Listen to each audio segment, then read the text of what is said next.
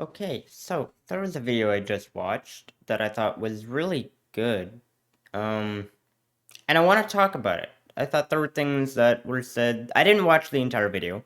There were things that were said that I would like to go over myself, see if I can divulge that information to a digestible way for myself. It's a lot of it's a lot of words in a lot of seconds, but I mean, it's quick form, which I do like. It's very concise and to the point, which is quite nice, but here's the video.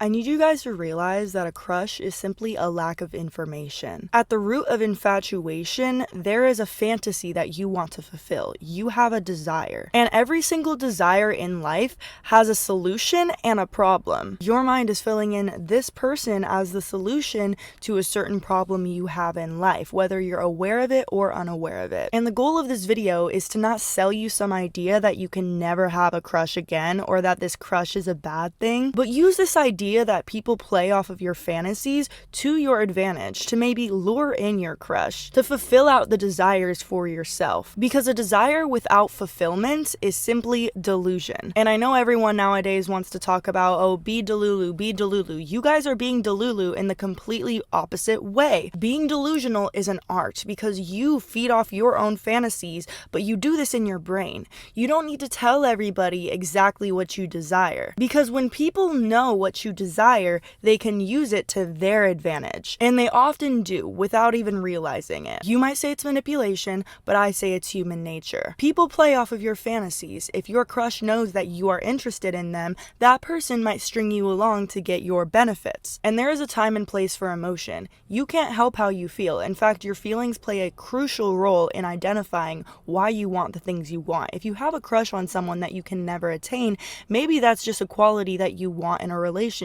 But showing everyone how you feel all the time is self-sabotage. That's like showing everyone at the table all of your cards and then getting mad because you lost all of your money. People can and will play off of your fantasies because your attention is drawn with your imagination. You are attracted to something because you believe it can fulfill a certain reality that you want in your life. And that's okay. That's okay to have fantasies in life. That's okay to have dreams in life. It's okay to have goals, but you cannot share those goals to everyone. Not everybody is your friend, and that doesn't mean that everyone's plotting against you, but that means that you have to know more about your own fantasies than everyone else does. And my apologies, I didn't even introduce myself yet. My name's Natalie. If you're new to my channel, this is where I share ways in which I'm getting my shit together so that you can get your shit together. We have all been in a situation where we were head over heels for someone and we didn't see the signs that they weren't the person that we wanted until way later. We end up feeling used, we end up feeling discarded, we end up feeling like I didn't see any of the red flags.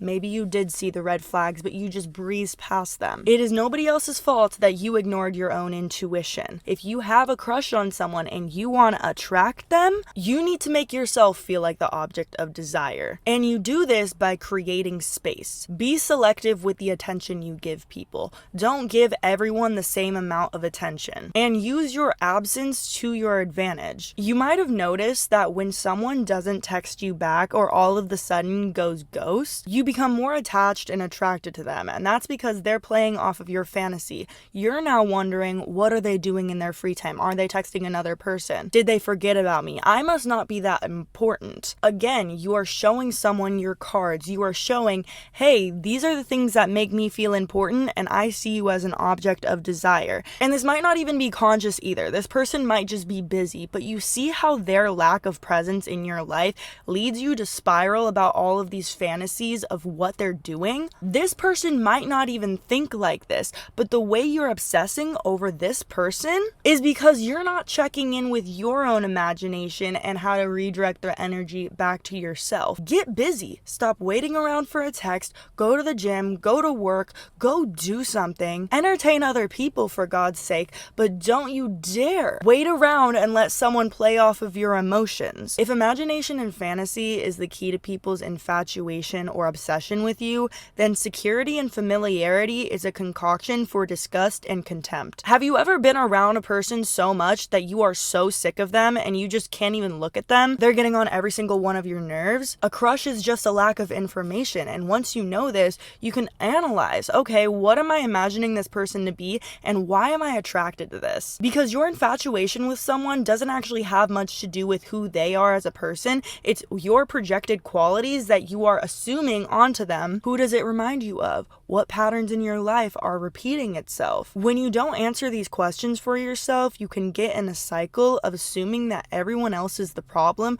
when you were attracted to that situation from the beginning. Just as you might think of a friend you have and go, oh my god, their love life is so this, they just need to change this, they need to do this in their life, you can see other people's problems a lot easier, but you're blind to your own. And the reason it is because you're so obsessed with pointing out other people's flaws and assuming and taking things at face value, instead of turning your attention inward to why you're attracted to this from the beginning. And I don't mean to paint people out as meticulous, because most people don't think this way. Most people don't go out of their way to consciously manipulate people, but this is unconscious behavior that shows up in all of human nature. You have these qualities too. If someone is all over you and smothering you and you're not even that interested in them, even if they're cute, even if at first they were attractive, they immediately become less attractive to you. People can sense desperation like that. Okay, if you are desperate, it doesn't matter how attractive you are, you will immediately go down 3 notches because your energy is off. So you need to get your energy right by focusing all of this energy back into yourself. And something I've been learning recently, you'll stop being attracted to the same type of people if you take the lesson out of every single time it doesn't work out. And instead of settling for easy explanations such as they were selfish, they were a narcissist, they were XYZ, you focus inward to see what about that situation was gratifying you. That doesn't mean take accountability for whatever their shit is, but it does mean take accountability for your own shit, for your own sake. It has absolutely nothing to do with them, and I promise you it'll be easier to let go of things and actually forgive people because you have that compassion to forgive yourself. And I don't mean forgive as in, oh, I'm sorry, let's be friends again. I mean forgive them for your own sake and cut that tie for life. For life. And let go of the resentment that's attached to this person's name. Let go of all of the things that come up for you when you hear that person's name, so that years later you're not looking back and going, wow, I wish hate on that person. But the key to this video is to use people's fantasies to your advantage so that you become the prize. When you start directing your focus to yourself, people can see that you're leveling up, which will attract better people into your life. I have to go because this light just died. As you guys can tell, it's been getting darker and darker throughout this whole video, but I hope you guys... Okay, so... Okay, divulge information. I'm using the word divulge, right? Right? Divulge. Make known private or sensitive information. I'm not using the right word. Whoops. Trying to dive into the what she said and figure out something to talk about. I think my problem with that, one of my problems with that video, which, I mean, not like I have a solution to it. I don't have any solution to it, because I don't know what I'd even provide as a solution, but in order to not be manipulated, you have to manipulate. It's so dumb. So dumb. I hate it, but I mean, technically, I mean, because I'm using the word manipulate, which she says is just human nature, but I don't think so. I think that's just, I think manipulating people is just the acts of someone who doesn't want to be manipulated themselves, which, is that human nature? It's self-preservation, in a sense, to be scared of manipulating, or being manipulated, so therefore manipulating. It would be like a weird defense move, but If everyone's so defensive, then how could you ever plan to move forward with that quote unquote crush? Because if everyone is trying to manipulate because everyone's closed up, then how could you ever ask for more? And I'm sorry, I have to point this out. I just noticed this about this image that I've been using for the past couple of videos. But this post here, you can't see my mouse. God damn it. Hold on. Hold on. Okay, there we go. This post right here does not line up with this border here. It doesn't line up. I just noticed this and I hate it. I hate it. I hate every moment of it. Why don't these line up? Am I bad on geography or am I bad on geometrical shapes? Or do these actually line up? No, they don't. Cause see that this little piece of wood going under does not match up. This piece of board does line up, but these don't line up. I hate it. Why do I have to point this out? My OCD is gonna kill me now. Oh Lord. Okay. Anywho, so you have to manipulate in order to not be manipulated, but everyone who is manipulating is defensive, and yet you're trying to move past those defensive walls to meet someone who isn't defensive, because why would you want to deal with someone who's always on the defense with you? That just sounds like a problematic relationship. Which, in this case, then you shouldn't go after your crush. She said you can have a crush and you should have a crush and well, what did she say exactly? Hold on. She said something about crush. Hold on. Where did she say it? Okay. She said that you can, sorry. She said, what, oh. Unaware of it. And the goal of this video is to not sell you some idea that you can never have a crush again or that this crush is a bad thing. But see, the problem with that is you just did say that a crush is a bad thing, because then you, in order to get yourself with that crush, you then have to manipulate that crush into being with you. Which, to me, that just doesn't sound like a good basis for a relationship. Because either way, you're going to have to manipulate them at that rate, because everyone, as she put it, everyone manipulates subconsciously. You know, they see your desire and then they manipulate you through that way, gain the benefit without giving any beneficial thing to you through your desire. So I don't think in that case you should go with a crush, because then you're just asking to either be manipulated or asking to manipulate someone else. And in which case, if you're manipulating someone to be with you, you probably just shouldn't be with that person in the first place. Am I wrong about this? This seems kind of... I feel like I'm correct about this, but maybe you disagree. I don't know.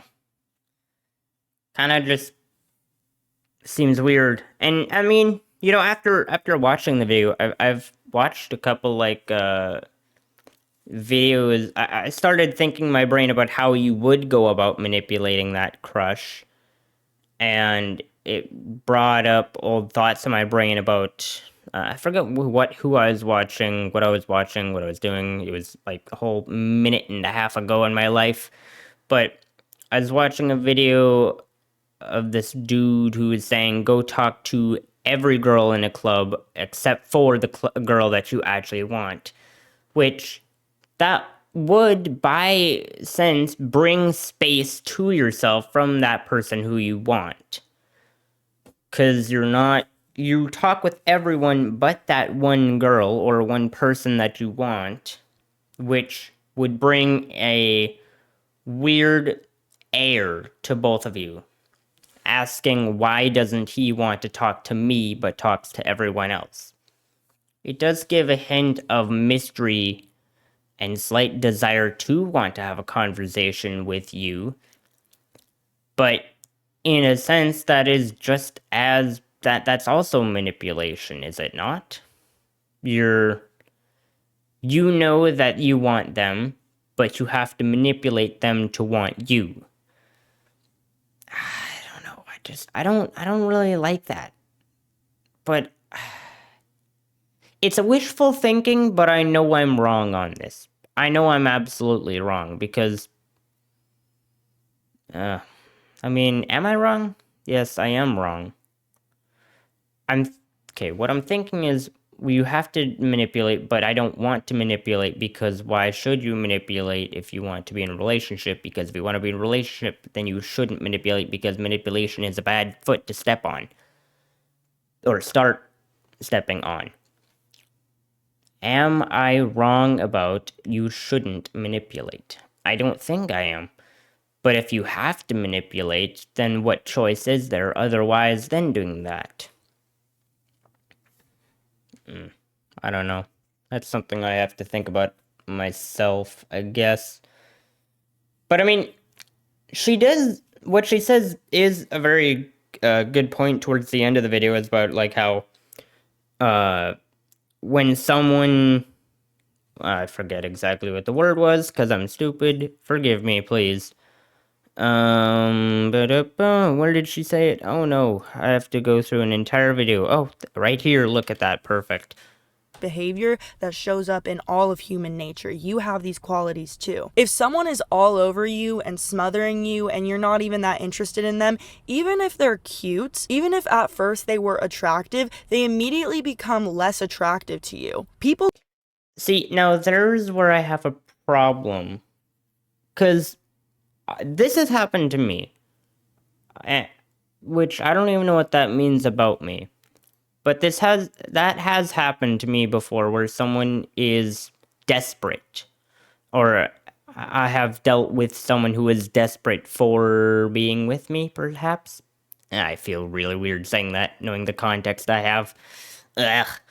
But I do understand that. The only difference is I didn't manipulate. I just was uninterested. That's it.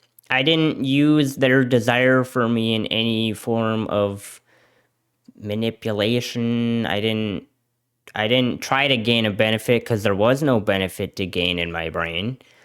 I just stopped doing anything with that person.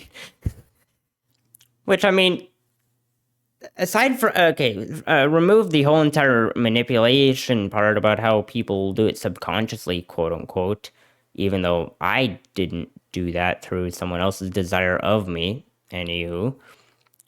I do understand the point of not giving them all of your attention because then it comes off as desperate and people don't like that. I'm a perfect example for that. I didn't like it because, I mean, even though at that point I didn't know it was desperation or anything like that, I didn't put that word to it. It was still very gross in my opinion, and I didn't like it.